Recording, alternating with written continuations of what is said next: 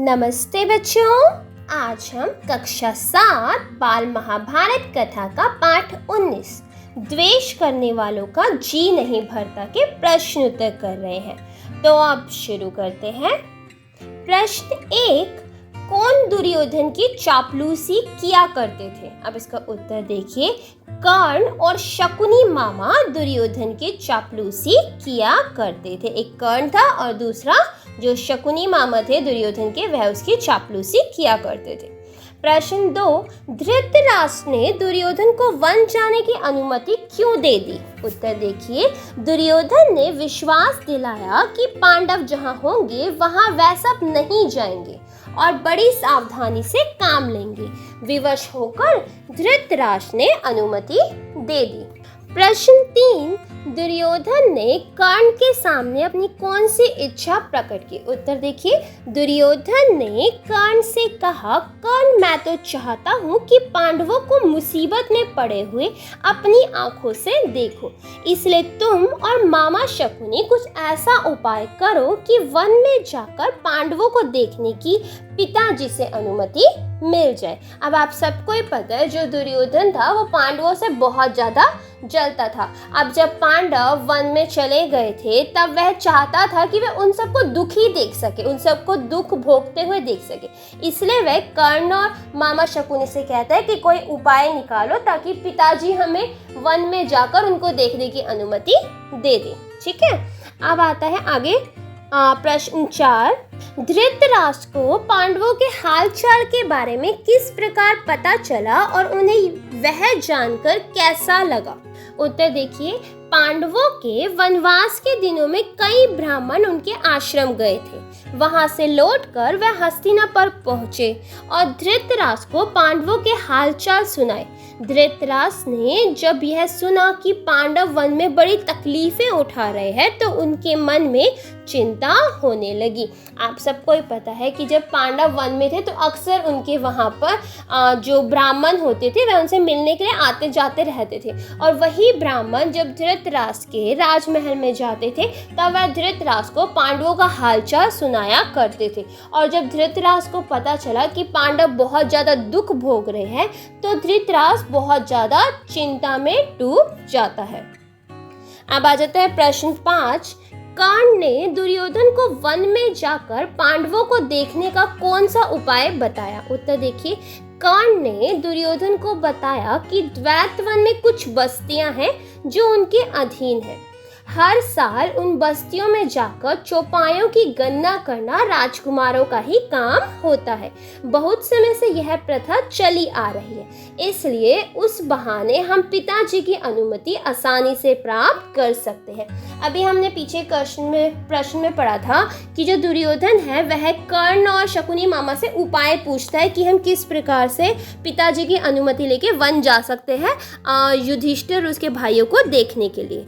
तो कर्ण एक उपाय सुझाता है। वह कहता है कि जो द्वैतवन है वहाँ पे हमारे अधीन कुछ बस्तियाँ हैं जहाँ पे हर साल जो राजकुमार होता है उसको चौपायों की गणना करने जाता है। चौपाई अर्थात 4 पैरों वाले जानवर, ठीक है, उनकी गिनती करने के लिए जाना होता है। तो इसका बहाना लेकर हम पिताजी से अनुमति ले सकते हैं और हम वन में जा सकते हैं। अब आ जाते हैं प्रश्न 6, गंधर्वों और कौरवों के बीच घोर संग्राम का क्या परिणाम निकला? अब आप सबको पता होगा, जब अगर आपने चैप्टर पढ़ा होगा तो आपको पता होगा कि जब दुर्योधन पांडवों को देखने के लिए वन में जाता है तब वह उनसे थोड़ी सी दूर पर ही 4 कोस दूर पर ही एक जगह पे अपना डेरा डालने की सोचता है, ठीक है ना। तो वहीं पर गंधर्व भी नदी के किनारे रह रहे होते हैं, ठीक है, वह भी वहाँ पे आके रुके होते हैं। जब दुर्योधन के सैनिक जाकर वहाँ पे अपने तंबू लगाने के लिए जाते हैं तो गंधर्व उन्हें मार के भगा देते हैं। तो ये उसी की बात की जा रही है, ठीक है, कि गंधर्वों कौरवों के बीच जो युद्ध हुआ था उसका क्या परिणाम निकला था। अब इसका उत्तर देखिए। अकेला दुर्योधन लड़ाई के मैदान में अंत तक डटा रहा। जो बाकी जितने भी थे वह डर कर पिट कर वापस भाग गए थे। अकेला दुर्योधन ही था जो एंड तक टिका रहा था। बाद में उसे भी गंधर्व राज चित्रसेन ने पकड़ लिया। बाद में दुर्योधन को भी उन्होंने कैद कर लिया था, अपने पास पकड़ लिया था। जब युधिष्ठिर ने सुना कि दुर्योधन में उसके साथी अपमानित हुए हैं, जब युधिष्ठिर को पता चलता है कि दुर्योधन और उसके साथियों का अपमान हुआ है, अर्थात उनके राजघराने का अपमान हुआ है, तो क्या करते हैं युधिष्ठिर? भीमसेन को किसी भी तरह से अपने बंधुओं को गंधर्व के बंधन से छुड़ा लाने को कहते हैं। फिर युधिष्ठिर के आग्रह पर भीम और अर्जुन ने कौरवों को गंधर्व राज से बंधन मुक्त करा लिया।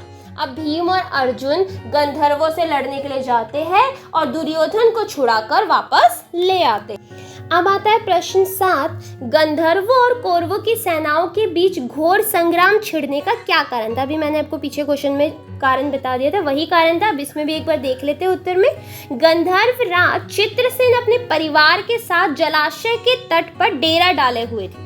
दुर्योधन के अनुचर जलाशय के पास गए और किनारे पर तंबू गाड़ने लगे। अब जो दुर्योधन के अनुचर थे, उसके साथी थे, वह वहां जाते हैं जलाशय के पास और उनके लिए तंबू गाड़ने लग जाते हैं। इस पर गंधर्व राज के नौकर बहुत बिगड़े था, उन्होंने बहुत गुस्सा किया और दुर्योधन के अनुचरों को उन्होंने खूब खबर ली, अर्थात उन्हें मार पीट के भगा दिया।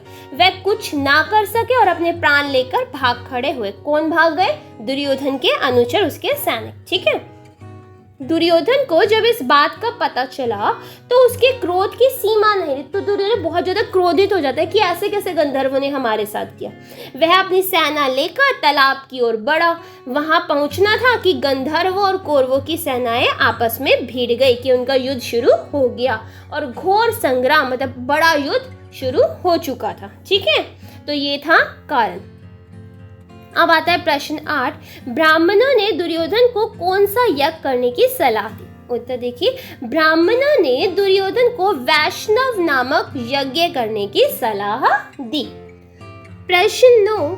पांडवों के वनवास के समय दुर्योधन की इच्छा कौन सा यज्ञ करने की थी? जब पांडवों को वनवास मिला था तब दुर्योधन कौन सा यज्ञ करना चाहता था? तो उत्तर देखिए, पांडवों के वनवास के समय दुर्योधन की इच्छा राजसूय यज्ञ करने की थी, अर्थात वह सम्राटों का भी सम्राट बनना चाहता था। ठीक है। अब अगला प्रश्न देखिए, प्रश्न 10। दुर्योधन राजसूय यज्ञ क्यों नहीं कर सकते थे? अब उत्तर देखिए, पंडितों के अनुसार धृतराष्ट्र और युधिष्ठिर के रहते हुए दुर्योधन राजसूय यज्ञ नहीं कर सकते थे, क्योंकि सबको ही पता है धृतराष्ट्र राजा थे वहां के। ठीक है, तो राजा के होते हुए उनका बेटा राजसूय यज्ञ कैसे कर सकता है? और युधिष्ठिर दुर्योधन से भी बड़े थे उम्र में, तो पहला हक युधिष्ठिर का पड़ता था और वह राजा के भी पुत्र थे, राइट ना। धृतराष्ट्र को तो बाद में ही मिला था उनकी जगह पे।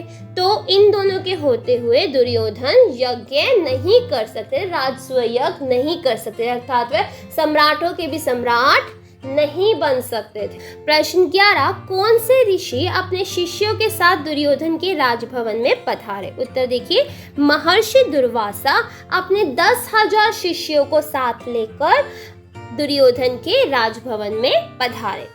प्रश्न 12। दुर्योधन के सत्कार से प्रसन्न होकर ऋषि दुर्वासा ने क्या कहा? उत्तर देखिए, दुर्योधन के सत्कार से ऋषि बहुत प्रसन्न हैं और उन्होंने कहा, वत्स कोई वर चाहो तो मांग लो। अच्छा बच्चों, अगर हम बात करें ऋषि दुर्वासा की, तो ऋषि दुर्वासा वह ऋषि है जिनको बहुत जल्दी क्रोध आ जाता है, और अगर इन्हें जरा सा भी क्रोध आ जाता है तो ये अक्सर लोगों को श्राप दे दिया करते थे। ठीक है, अब यही ऋषि अपने साथियों के साथ दुर्योधन के राजमहल में जाते हैं और उनसे बहुत खुश हो जाते हैं। उन्हें कहते हैं, वर अगर तुम कोई वर चाहते हो तो हम मुझसे मांग सकते हो। प्रश्न 13। जब भीमसेन खाने का निमंत्रण देने गए तब दुर्वासा ऋषि ने क्या कहा? उत्तर देखिए, दुर्वासा ने भीमसेन से कहा, हम सब तो भोजन कर चुके हैं, युधिष्ठिर से जाकर कहना कि असुविधा के लिए हमें क्षमा करें।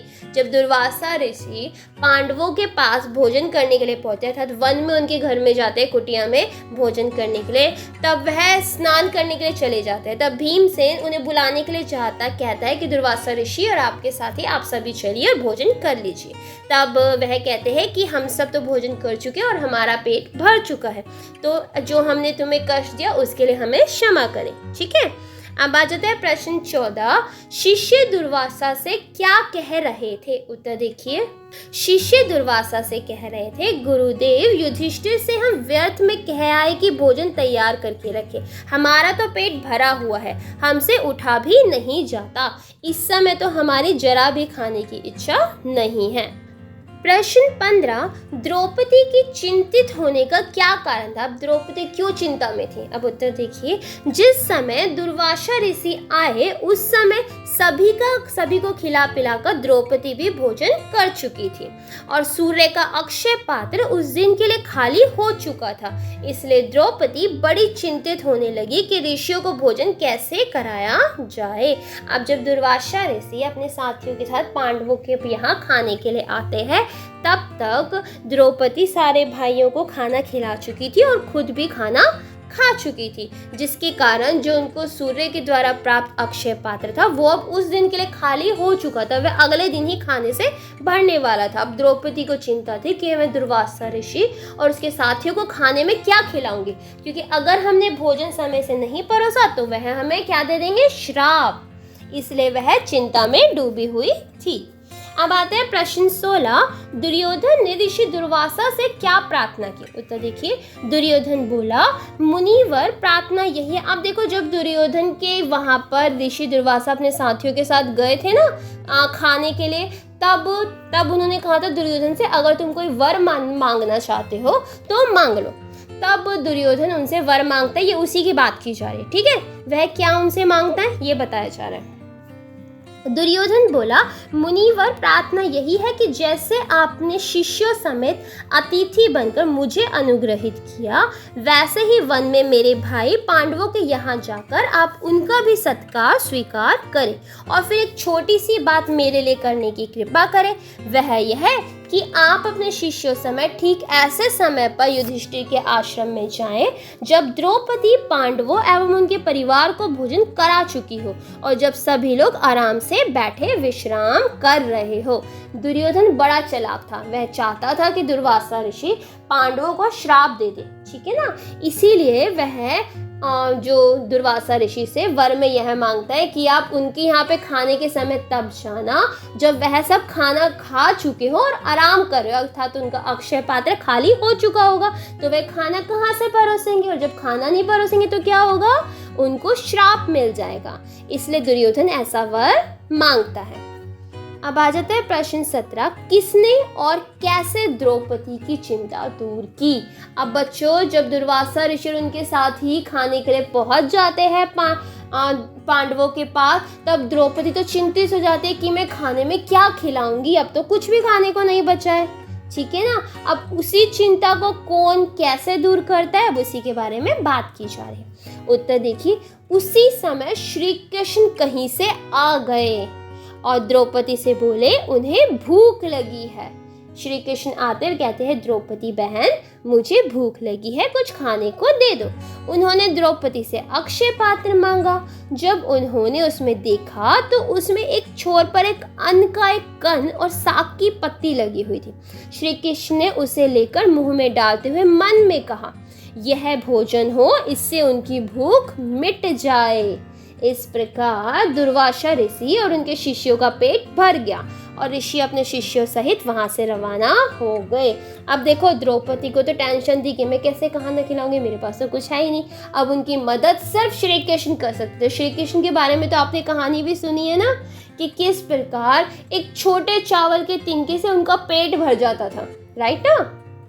तो वही वह करते हैं, वह जाते हैं द्रौपदी के पास। अक्षय पात्र में एक छोटा सा तिनका सा मिलता है उन्हें चावल का, और साग की एक पत्ती मिलती है, उसी को वह खाकर उन सभी ऋषियों का पेट भर देते हैं, ठीक है। और इससे द्रौपदी चिंता मुक्त हो जाती है, क्योंकि ऋषियों का पेट भर जाता है तो वे खाने के लिए उनके पास नहीं आते और उनसे माफी मांगकर वहां से चले जाते हैं, ठीक है। अब आता है प्रश्न 18। युधिष्ठिर को अक्षय पात्र किसने दिया और उसकी क्या विशेषता थी? अब अक्षय पात्र तो था इनके पास, अब वो कहाँ से आया था?